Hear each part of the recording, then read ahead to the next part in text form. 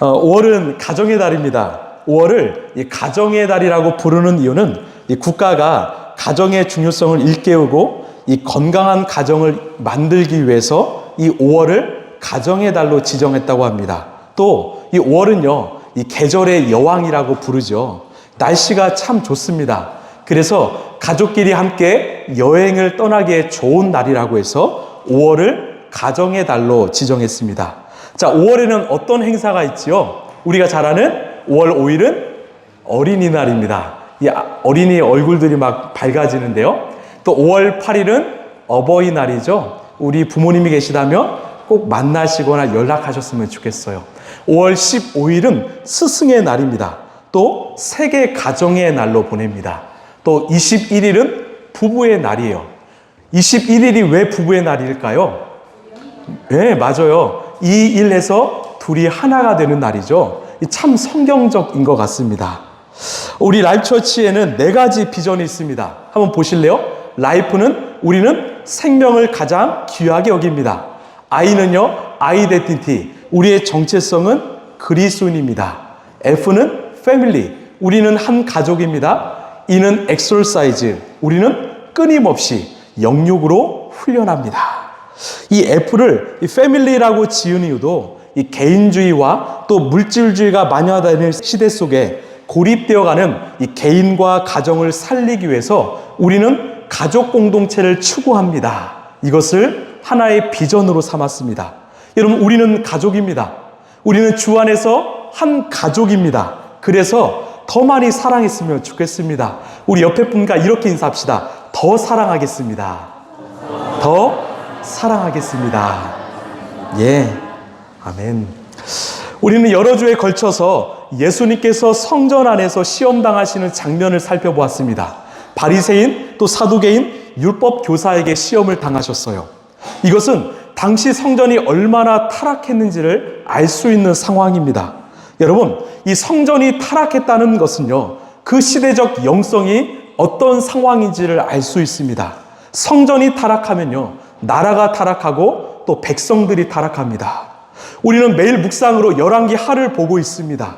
그 내용이 어떻습니까? 똑같습니다. 성전의 타락이 곧 왕궁의 타락으로 또 백성의 타락으로 이루어지는 것을 우리는 보고 있습니다. 이 시대도 마찬가지예요. 성전인 저와 여러분이 또 우리 교회가 제 역할을 감당하지 못하면 또 세상의 빛과 소금으로 살지 못하면 이 시대는요, 점점 더 어두워지고 부패할 수밖에 없습니다. 여러분, 이 세상의 문제를 보면서 왜 이 세상은 이렇게 썩었을까? 왜 이렇게 어두운가? 우리 한탄만 하지 마시고 우리가 먼저 각자의 자리에서 빛과 소금으로 살아가게 되길 간절히 소망합니다. 자, 오늘 말씀은요, 이 성전의 타락과 대조적으로 한 믿음의 여인이 등장합니다. 이 여인을 성경은 이 가난한 과부라고 합니다. 한 여인이 있는데 가난하면서 동시에 남편을 잃은 과부예요. 무슨 의미입니까? 사회적 약자 중에 약자라는 겁니다. 오늘 예수님은 이 가난한 여인을 통해서 당시 성전을 종사하는 사람들에게 또 하나님을 믿는 사람들에게 필요한 말씀, 교훈을 주시는 것입니다. 우리 함께 41절 말씀 읽겠습니다. 시작. 예수께서 헌금함 맞은쪽에 앉아서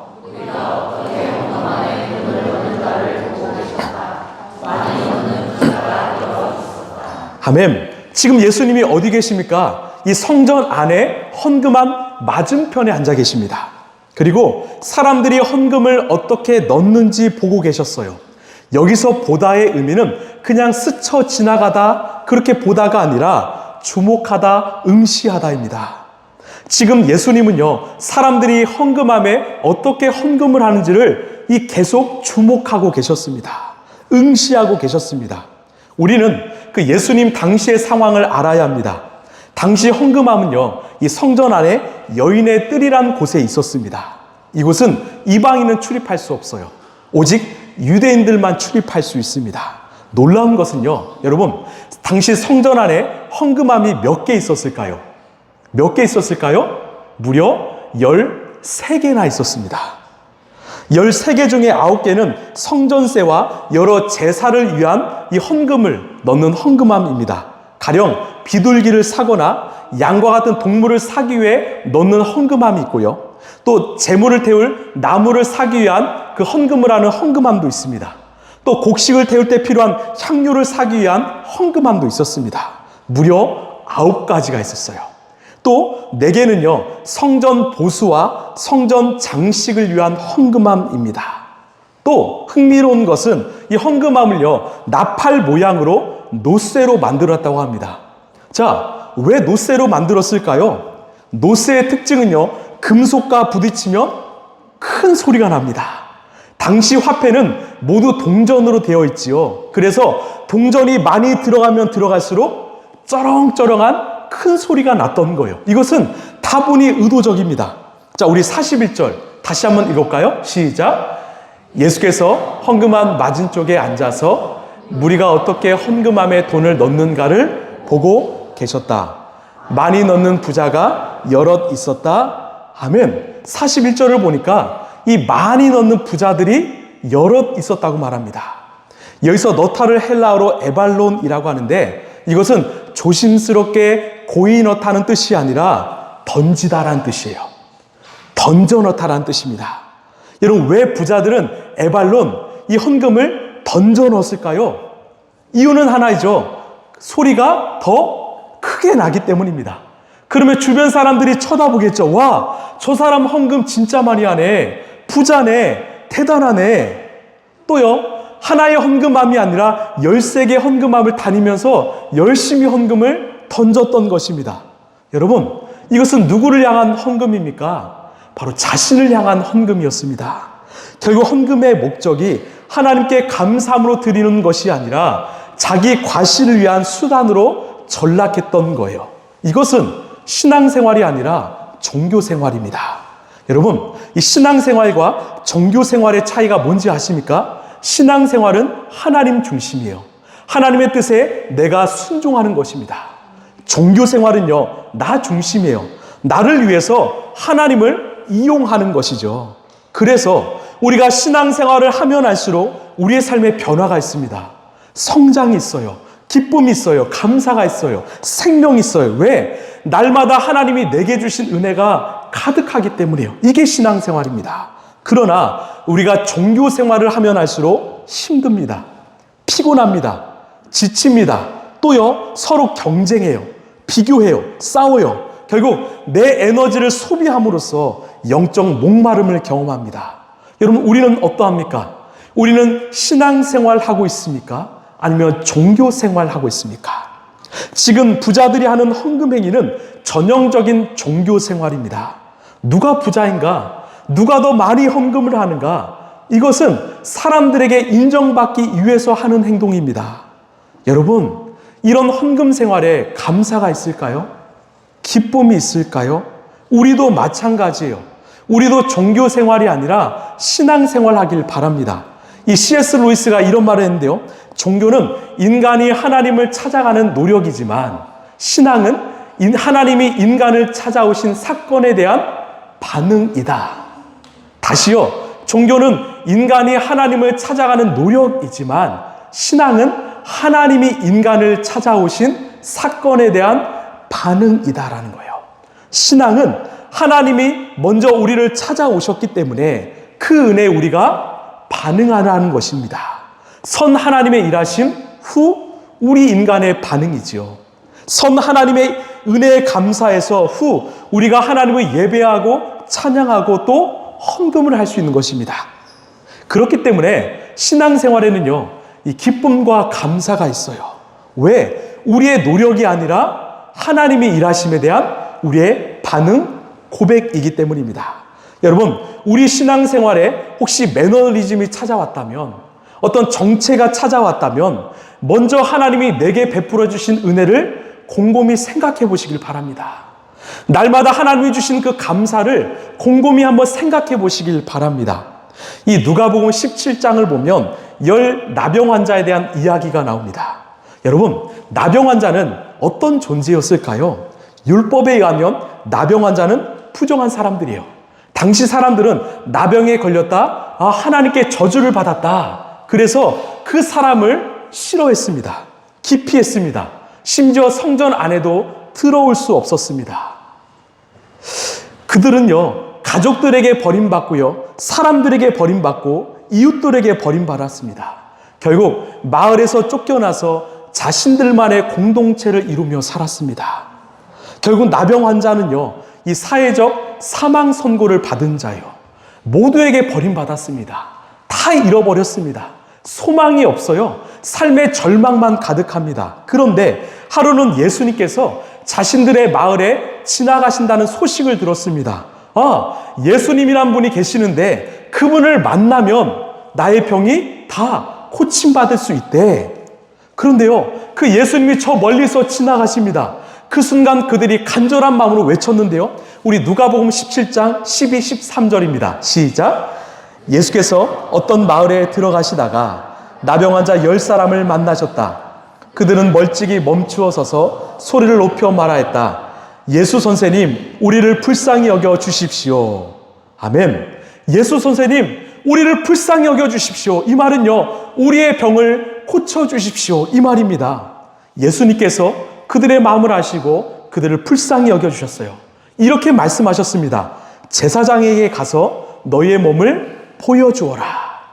왜 이런 말씀하셨을까요?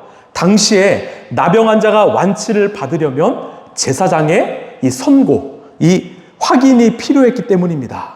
여러분, 이들은 어떻게 되었을까요? 제사장에게 가는 도중에 그들의 병이 깨끗이 나음을 받았습니다. 그리고 제사장에게 완치 판정을 받았어요. 여러분, 놀라운 일이 벌어졌습니다. 10명의 나병 환자 전부 고침을 받게 되었습니다. 이들은요, 죽음에서 생명으로 삶이 옮겨졌습니다. 이제 마을 안으로, 가족 안으로 돌아갈 수 있게 되었습니다. 소망이 생겼습니다. 여러분, 여러분이 만약 나병 환자였다면, 그 고침받은 10명이었다면 어떻게 반응했을까요? 너무 기뻤겠지요. 감사했겠지요. 그럼 어떻게 합니까? 당장 달려가서 예수님께 감사함을 고백하겠지요. 그런데 이 성경은요, 놀라운 이야기를 합니다. 우리 그 다음 15, 16절입니다. 시작.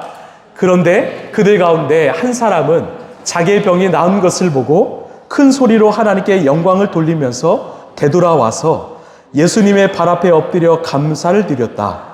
그런데 그는 사마리아 사람이었다. 아멘. 놀라운 것을 말하죠. 한 사람만이 예수님께 돌아와서 감사를 표했다는 거예요. 여러분, 몇 사람이 고침을 받았습니까? 10사람입니다. 이들은요, 그냥 아픈 정도가 아니라 사회적 사망 선고를 받은 자예요. 절망이 가득한 인생이었습니다. 그런데 그들의 병이 고침을 받았습니다. 이제는 가족, 사회관계 모든 관계들이 다 회복되었습니다. 그런데 지금 몇 사람만 예수님께 나와 감사함을 표했습니까? 단 한 사람입니다. 우리는 이 말씀을 보면서 두 가지를 말하죠. 돌아오지 않은 9명을 보면서 말합니다. 정말 예의가 없는 사람들이구나. 어떻게 저럴 수가 있을까? 그리고요, 또 돌아온 한 사람을 보면서 말합니다. 맞아, 우리 크리스찬들은 감사를 표할 줄 알아야 해. 그래서 이 본문을 우리 감사합시다 이렇게 끝냅니다. 여러분, 맞습니까? 우리는요, 성경을 볼 때 우리 하나님의 시선으로 바라봐야 합니다. 여러분, 제가 질문 하나 할까요? 아주 중요한 질문입니다. 예수님께서 10사람 중에요, 9사람은 돌아오지 않고 단 한 사람만 돌아와 감사함을 표할 것을 아셨을까요? 모르셨을까요? 네, 다시요. 단 한 사람만 돌아와서 예수님께 감사합니다 고백할 것을 아셨습니까? 모르셨습니까? 당연히 아셨지요. 그런데 어떻게 하셨습니까? 이 돌아올 한 사람만이 아니라 돌아오지 않을 9사람까지도 다 낫게 하셨다라는 거예요. 제가 이것이 놀라운 점입니다. 말씀을 보면서 놀라운 점이 있다면 단 한 사람만이 아니라 돌아오지 않을 그 9사람까지도 다 낫게 하셨다라는 거예요. 여러분, 우리가 믿는 예수님은 누구십니까? 누구도 차별하지 않고 똑같이 사랑하시는 하나님이십니다. 여러분, 믿으십니까? 이것이 바로 하나님의 은혜입니다. 이것이 바로 변함없이 우리의 삶 가운데 부어지는 하나님의 은혜예요. 여러분, 우리는 어떠합니까? 우리는 날마다 하나님께 감사하며 살고 있습니까? 그렇다고 고백할 수 있겠지요. 그러나 하나님께서 매일 수백, 수천 그 이상의 은혜를 베풀어 주심에도 불구하고 때로는 우리 감사하지 못할 때가 많습니다. 불평할 때가 많습니다. 무슨 말입니까? 우리가 바로 예수님께 돌아오지 않고 감사함을 표하지 않은 9명일 수 있다는 거예요. 우리가 그 한 사람이 아니라 우리가 그렇게 비난하는 그 9명일 수 있다는 겁니다. 여러분 기억하십시오. 만약 예수님께서 돌아올 한 사람만 고쳐주시고 돌아오지 않을 9사람을 고쳐주지 않으셨다면 우리는 이 자리에 있을 수 없는 자들입니다. 그럼에도 불구하고 똑같이 은혜를 베풀어 주셨기 때문에 우리는 이 자리에 있을 수 있는 것입니다. 여러분 신앙생활은 무엇입니까? 이 하나님의 크신 은혜를 깨닫고 감사함으로 하나님께 예배하는 것입니다. 정말 죽을 수밖에 없는 죄인을 살려주신 하나님의 은혜에 감사하여 하나님의 나라와 영광을 위해 사는 것이 바로 신앙생활입니다. 신앙생활이요 우리의 노력이 아니라 하나님이 베풀어 주신 은혜에 우리가 반응하고 감사하는 것이죠. 여러분께 질문합니다. 여러분은 지금 신앙생활하고 있습니까? 아니면 종교생활하고 있습니까? 여러분 다시 한번 우리 자신을 돌아보길 원해요. 우리는 진실로 신앙생활하고 있습니까? 아니면 종교생활하고 있습니까?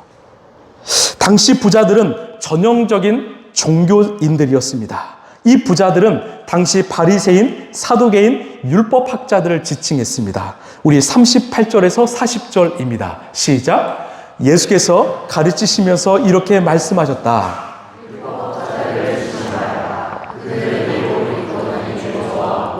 장터에서 인사받기를 좋아하고 회당에서는 높은 자리에 앉기를 좋아하고 잔치에서는 윗자리를 앉기를 좋아한다. 그들은 과부의 가산을 삼키고 길게 기도한다. 이런 사람들이야말로 더 엄한 심판을 받을 것이다. 아멘. 이 종교인들의 특징은요, 좋아하는 사람들이에요.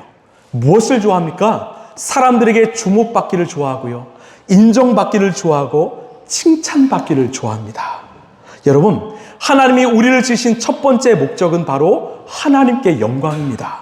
칭찬은요, 우리가 아니라 하나님이 받으셔야 합니다. 여러분 믿으십니까? 그 몫을 그 사람들이 가로챘다는 거예요. 오늘 예수님은 헌금에 대해서 말씀하지만 본질적으로 우리의 신앙에 대해서 말씀하시는 겁니다. 우리가 헌금하는 목적은 내가 헌금을 많이 해서 사람들에게 인정받고 칭찬받는 것이 아니라 하나님이 내게 주신 은혜에 내가 감사함으로 반응하는 것입니다. 응답이지요. 제가 조금 더 알려드릴게요. 우리 한국교회는요, 이 헌금 이야기 안 하는 목사님을 참 좋아합니다. 헌금 이야기를 하면 좀 안 좋은 목사님이라는 그 인식이 있습니다. 여러분 맞습니까? 반은 맞고 반은 틀린 것 같습니다.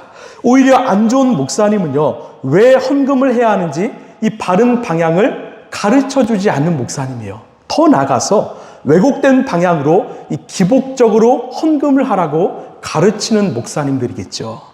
저는 어릴 때부터 이 부모님께 이 헌금에 대한 교육을 많이 받았습니다.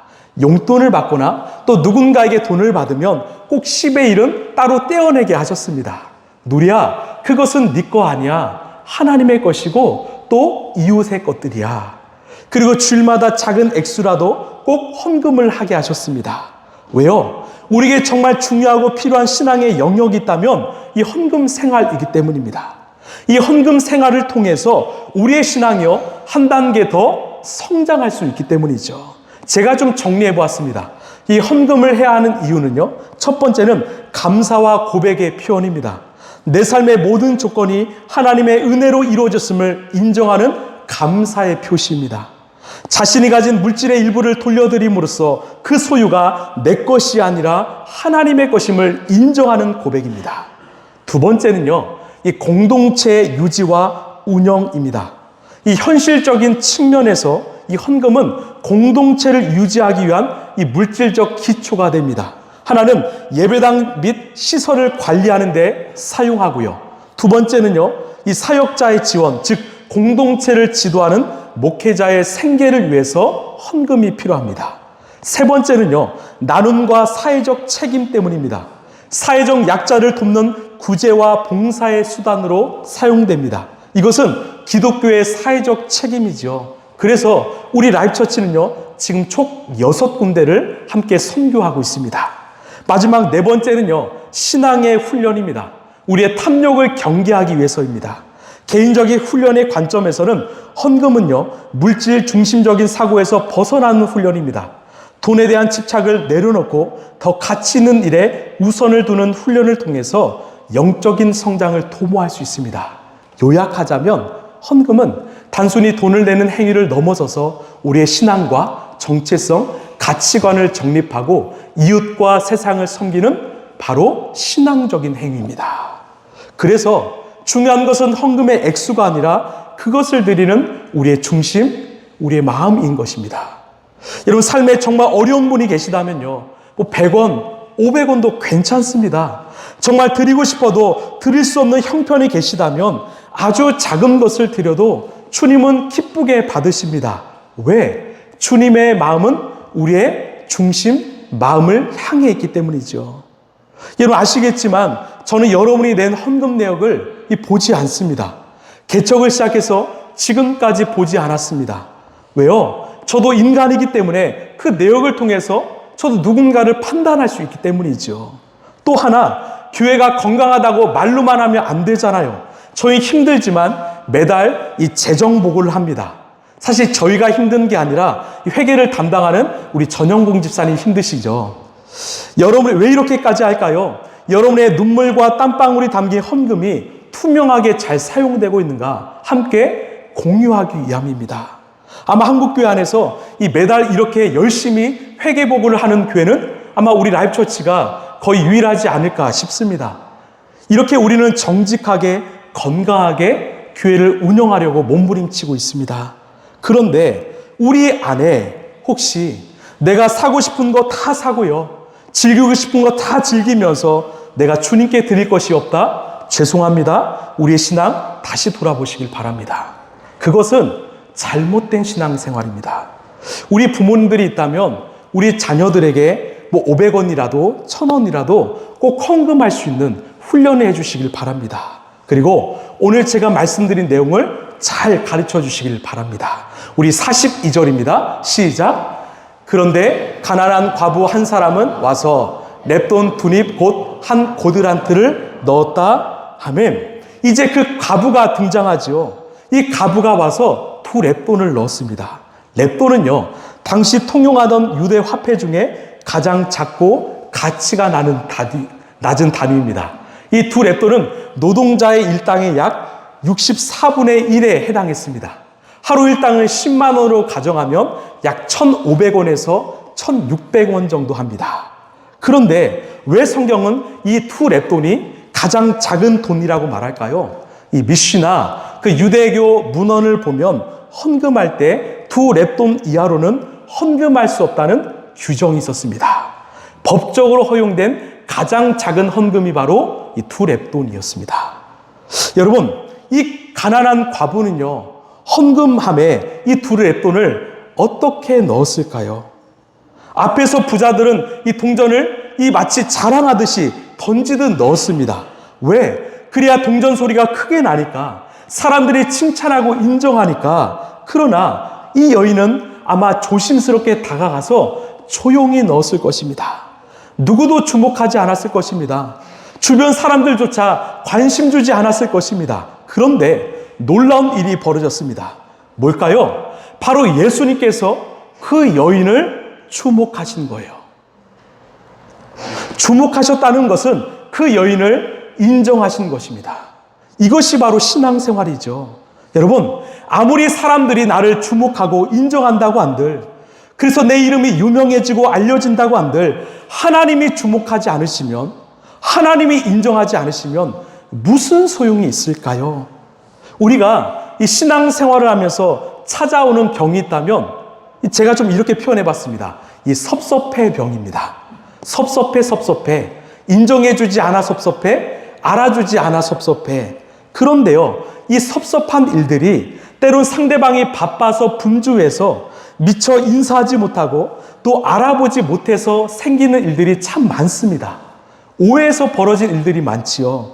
왜? 사람들은 하나에 집중하며 다른 것을 잘 못 보기 때문입니다. 그런데 내 기준으로 생각하는 거예요. 왜 저 집사님 내가 인사했는데 인사 안 받아주지? 왜 권사님은 내가 힘들어하는데 왜 힘들어하세요? 왜 힘드십니까? 물어보지 않으시지? 섭섭해. 안 됩니다. 이 섭섭해는요, 아직 내 신앙이 연약하다라는 거예요. 우리는 이 단계를 넘어서야 합니다. 그리고요, 본질적으로 우리가 추구해야 될 방향은 바로 이겁니다. 세상은 몰라요. 심지어 우리 가족도 모릅니다. 지인도 모릅니다. 그러나 하나님은 아십니다. 그러면 된다. 우리 하나님만 아시면 된다. 사람의 인정이 아니라 하나님께 인정받는 삶을 여러분 추구하시길 바랍니다. 왜 성경은요, 왼손이 한 일을 오른손이 모르게 하라 말씀할까요? 우리 마태복음 6장 1절입니다. 시작. 너희는 남에게 보이려고 의로운 일을 사람들 앞에서 하지 않도록 조심하여라. 그렇지 않으면 너희는 하늘에 계신 너희 아버지께서 상을 받지 못한다. 아멘. 이것 때문입니다. 사람들에게 인정받는 순간, 칭찬받는 순간 하나님께 받아야 할 상을 잃어버리기 때문입니다. 여러분, 자꾸만요, 사람이 아니라 하나님을 의식하시고요, 사람이 아니라 하나님께 칭찬받는 삶을 훈련하시길 바랍니다. 여러분, 이거 하나 기억하실래요? 아무리 사람들이 인정해도요, 사람들이 칭찬해도요, 사람들의 칭찬 금방 잊어버립니다. 인정 금방 사라집니다. 세상이 주는 칭찬은 휘발성이에요. 그런데 우리 하나님은요, 결코 잊지 않으십니다. 영원히 기억하십니다. 여러분 아멘이십니까? 여러분 잊혀지는 칭찬을 구하시겠습니까? 아니면 영원히 잊혀지지 않는 하나님의 칭찬을 구하시겠습니까? 여러분 하나님의 칭찬을 구하시길 바랍니다. 이것이 바로 신앙생활입니다. 우리 43절입니다. 시작. 예수께서 제자들을 곁에 불러놓고서 헌금함에 돈을 넣는 사람들 가운데 이 가난한 과부가 어느 누구보다도 더 많이 넣었다. 아멘. 예수님이 오늘 내가 진정으로 말한다, 이 말은 중요하다라는 거예요. 이 가난한 과부가 누구보다도 더 많이 넣었다. 여러분, 이 말씀은 결코 헌금을 많이 하라는 말씀이 아닙니다. 사실 이 여인은 누구보다도 가장 작은 헌금을 했습니다. 그런데 예수님의 관점에서 이 여인은 가장 많은 헌금을 했다는 거예요. 무슨 의미일까요? 주님은 이 여인의 마음을 보셨습니다. 그리고 여인이 드린 헌금이 어떤 돈인지를 아셨습니다. 사실 그 돈만 있었다면 자신의 배고픔을 추릴 수 있었어요. 이 아이들에게 더 맛있는 것을 사줄 수 있었어요. 그러나 이 여인은 가장 귀한 것을, 어쩌면 전부일지 모르는 그 돈을 하나님께 내어드린 것입니다. 감사한 건 예수님이 이 여인의 마음을 아셨고요, 인정하셨습니다. 그래서 이 여인의 헌금은 2000년 기독교 역사에서 가장 본이 되는 헌금으로 기록되어 있습니다. 기억되고 있습니다. 여러분, 우리가 오해하지 말아야 할 것은요, 우리 하나님 돈이 필요해서 이 돈을 요구하시는 분이 아니십니다. 온 우주의 주인이신 하나님께서 돈이 필요하실까요? 아닙니다. 주님이 원하시는 것은 바로 주님을 향한 우리의 마음, 우리의 중심입니다. 우리의 진정성이죠. 우리의 사랑이죠. 우리의 삶이죠. 우리 마태복음 6장 우리 21, 24절입니다. 시작. 너의 보물이 있는 곳에 너의 마음도 있을 것이다. 아무도 두 주인을 섬기지 못한다. 한쪽을 미워하고 다른 쪽을 사랑하거나 한쪽을 중히 여기고 다른 쪽을 업신여길 것이다. 너희는 하나님과 재물을 아울러 섬길 수 없다. 아멘. 우리 주님은 우리의 헌금 생활을 통해서 우리의 마음 중심을 보십니다. 이 사람의 주인은 지금 누구인가? 하나님인가? 아니면 물질, 돈인가? 하나님이 주신 돈을 선한 일에 잘 사용하고 있는가? 우리가 드리는 헌금을 통해서 우리의 마음 중심을 보시는 거예요. 여러분, 오늘 말씀의 핵심은 무엇입니까? 우리 주님은요, 차별하지 않으시는 분이라는 겁니다. 세상은 부자를 더 기억합니다. 부자를 더 인정합니다. 더 부자를 칭찬합니다. 그러나 우리 주님은 동등하게 대하십니다. 아니, 오히려 가난한 자라 할지라도 중심을 들인 그 사람을 더 인정하시는 분이십니다. 이게 얼마나 큰 은혜인지 모릅니다. 참 조심스럽지만 제게 감동을 주셨기 때문에 말씀을 드립니다. 최근에 한 부부가 저를 찾아왔습니다. 차를 마시면서 이런저런 대화를 나눴습니다. 정말 우리 교회에 와서 큰 은혜를 받고 삶이 회복되었다는 이 고백을 하셨습니다. 그러다가 갑자기 이 부부가 고백하기를 이 교회를 다니면서 늘 이 과부와 같은 심정으로 이 교회를 다녔다고 고백하셨어요. 더 드리고 싶어도 드리지 못하는 자신의 상황 때문에 정말 속상한 마음으로 이 교회를 다니셨다고 고백하셨습니다. 그러다가 어느 날 이 목돈이 생기는 계기가 찾아왔고 두 분이 기도하시면서 결단하기를 이 하나님을 위해서 또 교회 공동체를 위해서 사용해달라고 이 헌금을 내어주었습니다. 그러면서 오히려 펑펑 우시는 거예요. 하나님께 너무나 죄송하다고, 그러면서 또 감사하다고, 그 마음이 제게 느껴지는데 저도 그 자리에서 얼마나 많이 울었는지 모릅니다. 저는요, 우리 성도들을 생각하면 얼마나 감사한지 몰라요. 우리 교회는 어떤 한 부자가, 한 성도가 끌고 하는 교회 아닙니다. 우리 성도들의 삶을 돌아보면요, 참 어렵습니다.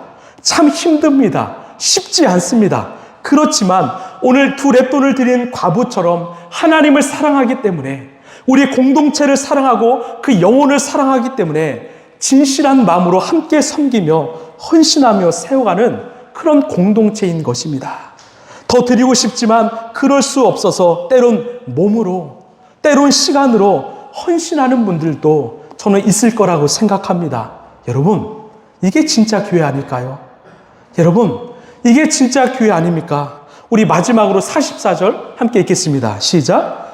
모두 다 넉넉한 데서 얼마씩을 떼어 넣었지만 이 과부는 가난한 가운데서 가진 건 모두 곧 자기 생활비 전부를 털어넣었다. 아멘. 무슨 말입니까? 주님이 아신다라는 거예요. 주님이 다 아신다라는 겁니다. 이 과부는 자신이 가진 모든 것을 곧 자기 생활비 전부를 털어넣었다. 전부를 드리는 겁니다. 즉 헌금을 하면서 자신의 생명과 삶을 주님께 드리는 것입니다. 여러분, 헌금은 무엇입니까? 바로 우리 자신을 주님께 드리는 것입니다. 나의 생명, 나의 삶을 주님께 드리는 것입니다. 이것이 성경이 말하는 헌신입니다.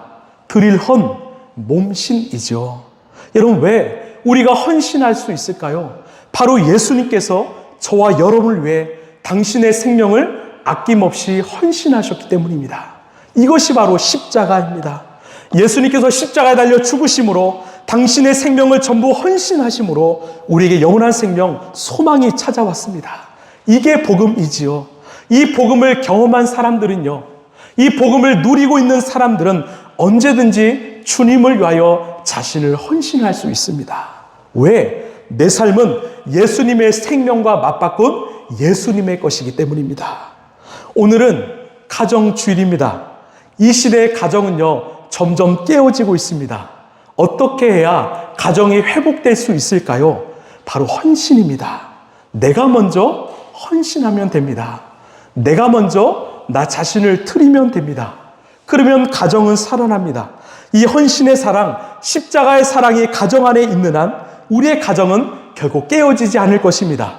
이 자리에 어른들 계시죠? 우리 부모님들 계시죠? 우리 청년들에게, 우리 자녀들에게 이 과부와 같은 모습, 신앙을 보여주시길 바랍니다. 여러분이 먼저 걸어가 주시길 바랍니다. 예수님을 진심으로 사랑해서 내가 이렇게 내 삶을 드립니다. 이 삶을, 고백을 우리 주님 앞에 드리시길 바랍니다. 그러면 우리의 청년들, 다음 세대들이 그 삶을 통해서 진짜 하나님을 향한 믿음과 신앙을 배우게 될 것입니다. 말씀을 마무리합니다. 오늘 가난한 과부는요, 가장 작은 헌금을 드렸지만 주님께 가장 인정받는 인생이 되었습니다. 왜? 자신의 전부를 드렸기 때문입니다. 자신의 삶, 자신의 생명을 드렸기 때문이에요. 중요한 것은 우리의 마음입니다. 이것은 누구도 알 수 없습니다. 오직 예수님만 아시죠. 오늘 이 시간 우리 모두 결단했으면 좋겠습니다. 예수님, 주님이 나를 위해서 모든 것을 주셨기에 나도 이 시간 주님께 나의 생명, 나의 삶, 나의 전부를 드립니다. 주님, 귀하게 받아주시옵소서. 이렇게 헌신하는 우리 모두가 되길 소망합니다. 우리 마지막으로 역대상 우리 29장 14절입니다. 시작. 제가 무엇이며 저의 백성이 무엇이기에 우리가 이렇듯 기쁜 마음으로 바칠 힘을 주셨습니까? 모든 것을 주님께서 주셨으므로 우리가 주님의 손에서 받은 것을 주님께 바쳤을 뿐입니다. 아멘. 이런 우리가 주님께 드리는 모든 것들은 사실 하나님이 다 주신 것입니다. 이것을 인정하는 사람이 바로 청지기의 삶을 사는 사람들입니다. 여러분, 우리는요, 하나님 나라의 청지기입니다. 마음껏 주님이 주신 것, 그런 생명 드리는 저 여러분 되길 소망합니다. 우리가 사는 날 동안에 하나님을 진심으로 사랑하고 하나님의 나라와 영광을 위해 귀하게 쓰임받는 우리 인생 되었으면 좋겠습니다. 그때 주님은 우리의 삶을 주목하시고 우리의 삶을 인정하시고 우리의 삶을 영원토록 기억하여 주실 것입니다.